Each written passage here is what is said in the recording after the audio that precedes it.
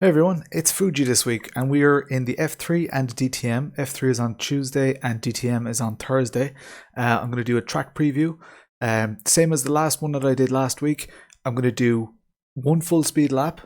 Then I'm going to go back to the start, break it down, try and say why I'm taking the lines that I'm taking, why I think they're important. And I'm actually going to do a third section today as well, if you want to stick around after that, which is basically I'm going to show that the line that you do in quali is maybe not necessarily the best line for racing, and I'll explain more when we get to it. So let's jump on board. As with any lap, your lap starts at just before the last corner of your last lap. So let's hit play on that. Okay, so we're coming up to the start finish straight. I take this in third, some people take it in fourth. We're on the long gearing, so we all have the same gearing. I think you can actually change the gearing slightly. I haven't messed with it at all. It's the default long gearing. So obviously flat down the straight. I've got a link to my setup in the description below, so feel free to give that a try. My aero isn't ridiculously low. I think I could go quicker with lower aero, but this is quite stable. So I brake at the 125, and you want to kind of late apex this, get close to that column and on the power. Now you saw I was kind of pumping the throttle a bit. Ideally you commit and stick to the throttle. Go right out to the 50, blip of the brake and turn into the left. I could have done better there as well. This is a difficult apex. We'll analyze it in a little bit more detail later, but you want to ideally stay flat. Aim for the 50 and brake in a straight line. Go left in third gear and try and keep the power down here. You see the throttle coming on pretty gradually. Obviously flat out here, brake just before the 100. You want to lose most of your speed. This is a hairpin turn. I take it in third because it's just a little bit more stable. Go as wide as you can here and cut left across. Commit early to the throttle. Then here, when you see the pylon on the right, we'll analyze it in more detail. You want to turn in, use as much of that rumble strip as you can, brake in a straight line, third gear to the left, again aim for that pylon. And here, similar, brake in a straight line, and I go down to third gear, and you see gradual application of the throttle is definitely by far the quickest there. The last thing you want to do is overcommit to the throttle. So we'll go into more detail on that. I'll just complete out the lap and you'll see the time that I did. And hopefully I can tell you where the time is being won, where it's being lost. So there we go. That was a 1:32.424. So let's jump back. So this is the start of the lap. I'm going to pause it just before I brake, rewind a little bit, show you exactly where I'm braking and what I'm doing. So I brake just about the 125 mark. So you'll probably see the brake coming on here. 125. Brake in as straight a line as possible. Third gear. As soon as I hit third, I actually already start to turn in and I'm full on the brake. It's difficult enough in this corner. You won't always be kind of this consistent. You see what I mentioned here as well about not committing to the throttle in one go. I braked, I kind of trail braked here and then coasted a little bit. Probably could have done better, but the coasting allows you to keep balance in the car. And here I went on the throttle, got close to that pylon, the line is right, and then committed to the throttle coming out. I think you can do that quicker, but it's extremely hard to execute. Aim for that 50 mark on the right, and you'll see I only barely dab the brake. So I come off the throttle, dab the brake, and then come off it even before I properly turn in. Try and get that apex. I could have been a lot closer to the apex there. Use that rumble strip on the right. Now this is a difficult corner. So what I actually use as a marker is, and you probably notice here, almost when the nose is pointing that pink sign in the distance, I go towards this apex on the right hand side.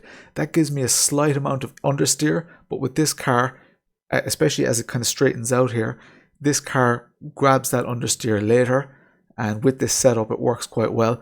And you'll see that I'm actually perfectly lined up even though I'm not changing any of the steering angle. So you see I commit to a steering angle here. You see I'm pretty much committed to that steering angle, and I'm actually already dialing off the steering here for this little straight. So it catches a perfect little late apex on this, and ideally where you want to get closest to the curb is this sign on the right hand side, this blue sign. And if it helps, get close to that blue sign on the right hand side and aim for that Advan banner in the distance and straighten out. Then I face the 50. This is a difficult corner. If you leave off the throttle too early or brake too early, you get very unsettled here. You'll see lots of people going off here in the race. Go towards that 50 and brake in as straight a line as possible. I go all the way down to third gear, catch this apex, caught it very sweet there, didn't lose any traction on the way out of the corner. This straight section, this full throttle section is extremely important.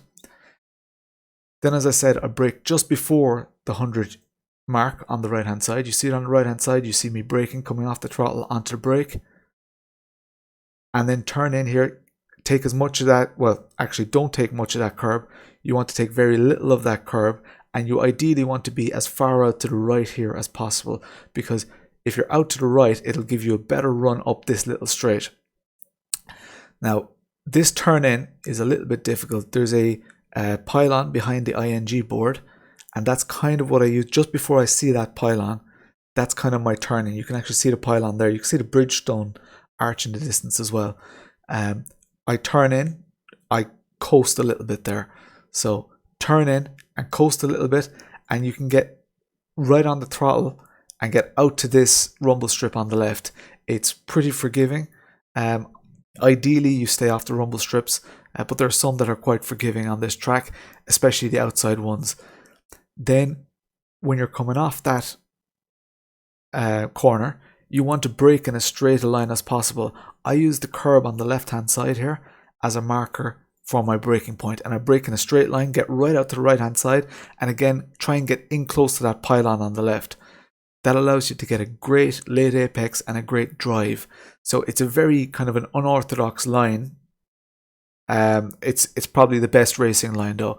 Again here, you'd think staying in close to the apex is the best, but brake in a straight line, third gear, turn in. I'll just check the turn in point. It's not my actual reference point, but it seems to be almost at the end of the stand on the straight ahead of me here. Turn in, third gear, look at the throttle application. So in these cars especially, they're very torquey. You don't need to be fully committed to the throttle because there's only so much power they can put down anyway. So often half throttle is as good, if not better, than going full throttle. On that lap, I didn't lose any traction due to flooring it or overcommitting to the throttle. Now what I do want to show you, and this is the experimental section that I was telling you guys about, I want to tell you that the lines that I'm taking here are a little bit suicidal. They're very inviting for people when you're racing. If you look at this here, you're way out on the right hand side and you're braking. The temptation for somebody, people know that there's a right hand hairpin coming up. The temptation for people to just get in your way and force you wide is so much so that when they get alongside you, there's a good chance they're going to take you out. You're going to ruin your line. If you do see somebody coming up your inside here, the best thing you can do is just stay nice and wide and cut back a late apex, because they're probably going to run wide out here. It's a really, really hard corner. Here you don't really have to worry. I don't think anybody's kind of crazy enough to pass here, but you will see people going too wide because they'll come out of that last corner together. I don't think anybody's really going to pass here, but your braking zone is important. Again, you're going way out wide. Someone might just dive up your inside, but you need to kind of protect yourself, because a lot of these corners aren't going to be this quick when you're actually in race if you're trying to defend a position. Similarly, if you do take these lines and somebody does get inside you, you may just be best off letting them go and then you pass them. And I'll get more into that towards the end of the lap.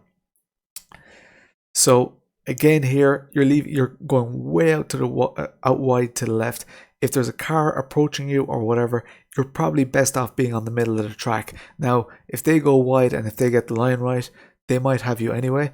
But this is a very, very low speed and tricky section. You can defend quite well here. You want to obviously get the drive out here. Again, I don't think anybody's going to pass you here. But this section here, when you go wide, somebody could see the gap on the left hand side and they could think, I'll have some of that, and they'll end up taking you out because really you want this apex here. But if they're in the way, you're after just effectively running wide. Now this is probably the most important corner on the track, and it's going to make or break people's races. Mark my words, people in the top 5 are going to spin here, especially in the later laps of the race.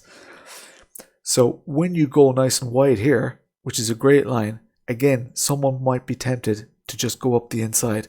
Once someone's in front of you, and if they can in any way force you to come off your accelerator, they've got you on the straight. Now, if somebody is quicker than you here, I'd almost actually recommend purposely letting them past, because once you're on the straight, you're going to get their draft and you're going to take them out of it again. So the straight is long enough though that if you get past someone, they're going to take your draft and probably get you again.